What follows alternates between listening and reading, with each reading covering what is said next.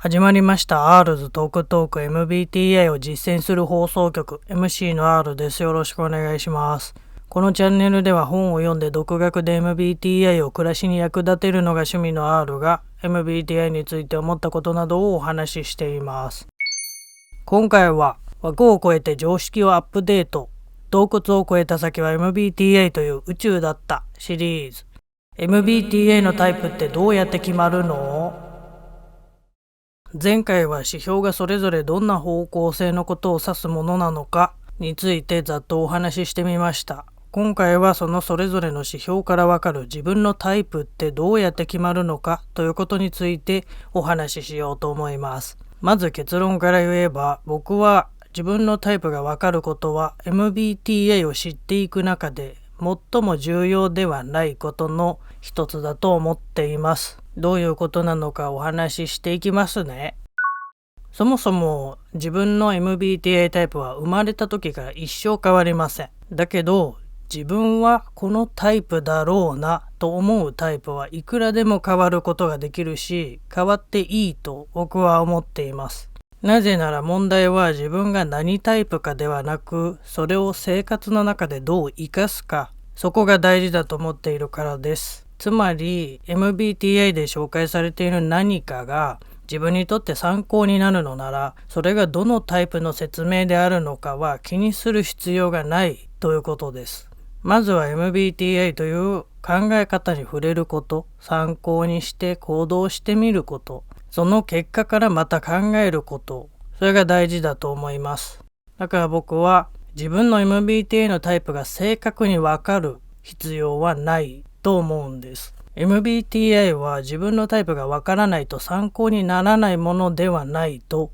日々感じているからです。僕が MBTI をどんなものと思うかはこのシリーズの第1回の内容のような自分自身という暗闇に手すりがつけられる感覚になったり、他者という大海原の海図を手に入れるような感覚になったりするもの、そんなイメージなんです。だからすごく便利だと感じています。そうやって自分や人のことを MBTI というレンズを通して見ていったとき、この人とこの人の間には SN 指標の違いがありそうだとか、この話は TF 指標で行き違っているかもとか、そういう気づきを得られることがあると思います。そしてその気づきの中には自分自身が何回も登場するんですよ。自分の目から見てるからなんですけど、そうするともしかして自分ってこの指標の集まりになるのかもしれないという感じで、自分のタイプらしきものが見えてくることが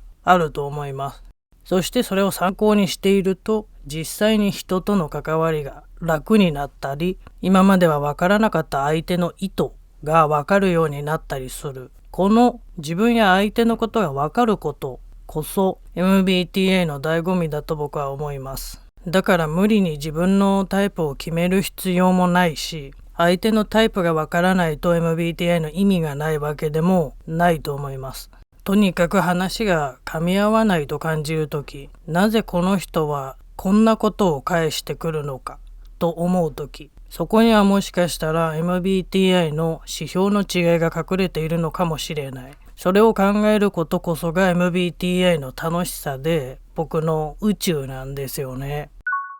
もちろん人の話が行き違う理由は MBTI の指標の違いだけではなく、知識や経験の違いのようなもっと個人的な違いもたくさんあります。心理学の世界で言われる投影という心の作用や先入観も行き違いや誤解の原因になりやすいです。さらに MBTI の中でも違いは指標だけではないんですよね。状態というとても興味深い考え方もたくさんあります。みんながみんないつでもその人にとって一番バランスの取れた穏やかな考え方をしていられるわけじゃないですよね。ストレスがかかることだってたくさんあります。ストレスと一口に言ってもいろいろな要因があるそうです。中でも興味深いのは人生の転換期という時期としてのストレス。思春期だけではなく、引っ越しの必要がある時期や心の中年期の危機と言われる4、50代の人たちが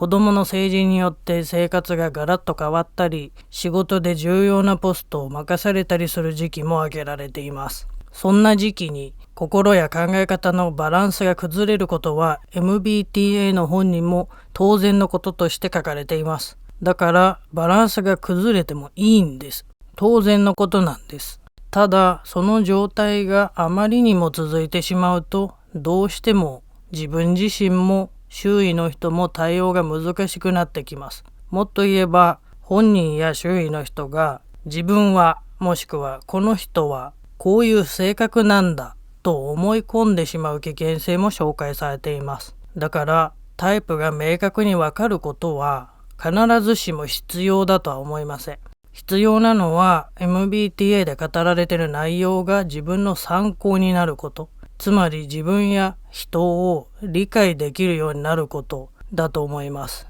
MBTI のタイプは実際そういうもので、専門家との対話を通じて自己一致を見つけるプロセスもあります。ただ本でも言われているのは、テストや専門家にあなたはこのタイプですと言われてわかるものではないということです。本当の自分のタイプは自分自身を知る探求の旅そのもので、どこかの時点で決まることはなく、だけど常に自分はどれかのタイプである、